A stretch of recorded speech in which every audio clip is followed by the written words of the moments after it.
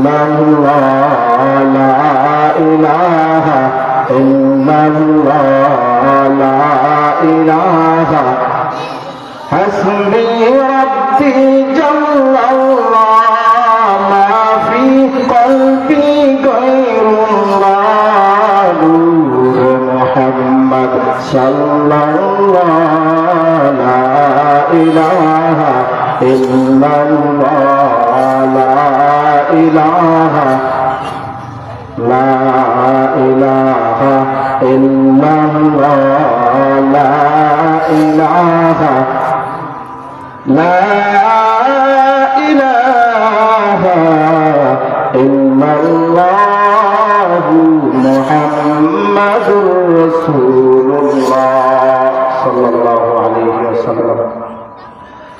আলহামদুলিল্লাহ, বাইতুল ফুরকান হামিল সুন্নাহ মাদ্রাসা ও এলাকাবাসীর উদ্যোগে আয়োজিত আজকের এই বন্যাট্যপূর্ণ ওয়াজ মাহফিলের সভাপতি, সম্মানিত সভাপতি জনাব আলহাজ আশরাফুদ্দিন আহমেদ, সাবেক চেয়ারম্যান দরগা ইউনিয়ন পরিষদ কাপাসিয়া গাজীপুর,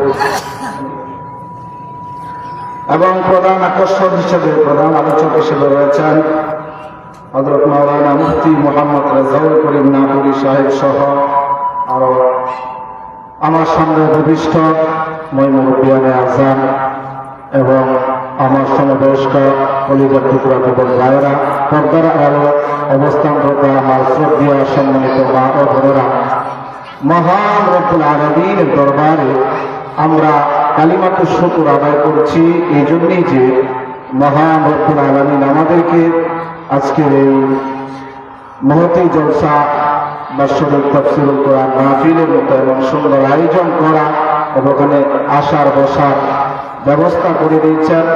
এই জন্য আমরা কালিমাতুশ শুকর আদায় করছি, বলছি আলহামদুলিল্লাহ।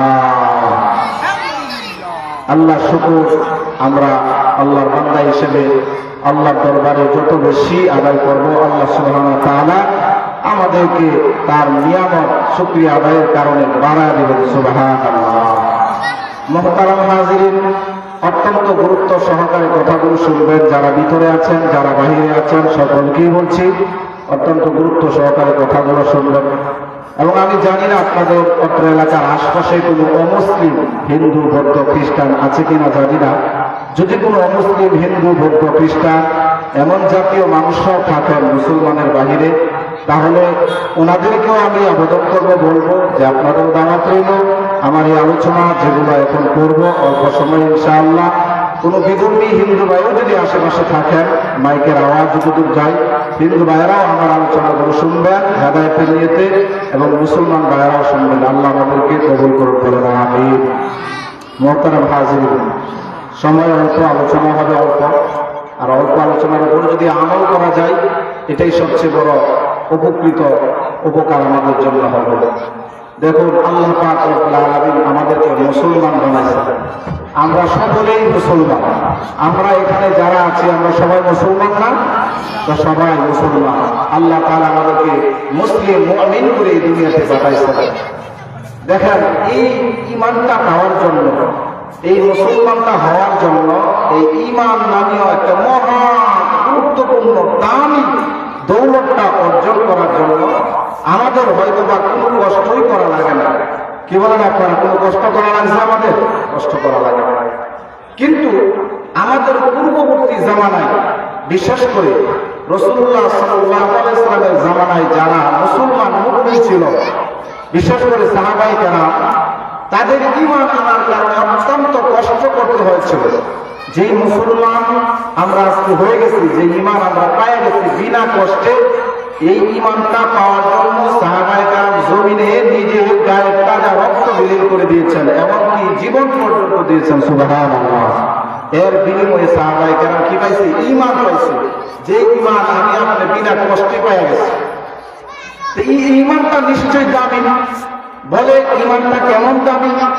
যে একটা মানুষ এর ভিতরে যদি ঈমানের দৌলতটা না থাকে, আর একটা মানুষের ভিতরে যদি থাকে, এই দুইটা প্রাণীর ভিতরে, মানুষের ভিতরে উদাহরণ হলো যে যার ভিতরে ঈমান আছে সে জীবিত, আর যার ভিতরে ঈমান নাই, যে দেখা যায় দুনিয়াতে, কিন্তু সে আস্থা একটা মৃত কন্যা। নাউজুবিল্লাহ। যেটা মোহতারাম হাজরিন, ঈমান বড় দামি জিনিস। আজকে ঈমান ছাড়া আমরা যাদেরকে দুনিয়াতে দেখতেছি, অনেক হিন্দু, বৌদ্ধ, খ্রিস্টান, মুশরিক, অগ্নিপূজারক তারা থাকতে পারে, তাদের ঈমান নাই, তারা আল্লাহকে বিশ্বাস করে না, মানে না, নবী মুহাম্মদকে নবী হিসেবে স্বীকার করে না, বিশ্বাস করে না, এই কারণে তারা মুসলমান না, তাদের কাছে ঈমান নাই। আর এই ঈমান না থাকার কারণে তারা দুনিয়াতে যতই সুন্দরভাবে চলুক না কেন, যতই দামি খাবার খাক না কেন, যতই ভোগ বিলাসিতার জীবন যাপন করুক না কেন, মরতে দেরি হবে, তারা চিরস্থায়ী জাহান্নামের আগুনে চিরকালের জন্য মরতে দেরি হবে না। কথা বলেন ঠিক কিনা? কিন্তু আমি আপনি যারা মুসলমান, আমি আপনি ঈমান আছি, এমন দামি নিয়ামত গ্রহণ করছি, আল্লাহ তৌফিক দিয়েছেন।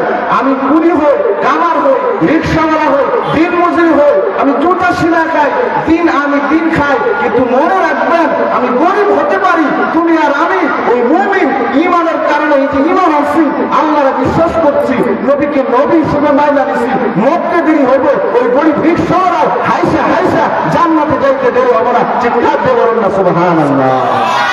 এটা হলো ঈমান, এটা হলো ঈমান। যেই মানুষটার ভিতরে ঈমান নাই, যে মানুষটা আল্লাহরে বিশ্বাস করে না, আমাদের নবী মুহাম্মদকে বিশ্বাস করে না, বলে এটা তো মানুষই হইতে পারে না, যদিও দেখতে মানুষের মতো দেখা যায়, যেটার ভিতরে ঈমান নাই, মুসলমান না, ওইটা আর একটা আস্থা প্রাণী, কুকুর, জানোয়ারের ভিতরে কোনো পার্থক্য নাই। কথা বলা ঠিক কিনা? এই জন্য মোহতারাম হাজরিন, এমন দামি ঈমান, যে ঈমানের মাধ্যমে মুসলমান আর অমুসলিম, এটা মানুষ আর প্রাণীর ভিতরে পার্থক্য হয়ে যায়, তাহলে এই ঈমানটা কত দামি জিনিস আপনারা নিঃসন্দেহে এটা বুঝতে পারছেন। দামি একটা জিনিস ঈমান। আর এই ঈমানটা অর্জন করার জন্য ১,৫০০ বছর আগে নবীর সাহাবায়ে কেরাম কি কষ্ট এই জমিনে করছেন, আর আমরা এই ঈমান অর্জন করে পাচ্ছি, মুসলমান হয়ে গেছি বিনা কষ্টে। আমি তো বিভিন্ন প্রোগ্রামে আলোচনায় বলে থাকি যে আমরা মুসলমান কেন, সর্বোচ্চ আপনাদের পার্শ্ববর্তী বাজার কি জানি না, পার্শ্ববর্তী বাজার কি আছে? কাপাসিয়া বাজার। সর্বোচ্চ কাপাসিয়া বাজার থেকে 700 বা 800 টাকা কেজি গরু, দরের 1 কেজি মাংস আইনা খাইলাম, ঈদ পালন করলাম, এই গোস্ত করা মুসলমান হয়ে গেছে আমরা। কি বলেন আপনারা? গোস্ত করা মুসলমান। কারণ মুসলমান হওয়ার জন্য যে মেহনত করার দরকার ছিল, ঈমান অর্জনের জন্য যে কষ্টের প্রয়োজন ছিল, এই কষ্ট করে আমরা ঈমান পাই নাই, বিদায় ঈমানের মূল্য আমরা বুঝি না। ঠিক কিনা বলেন?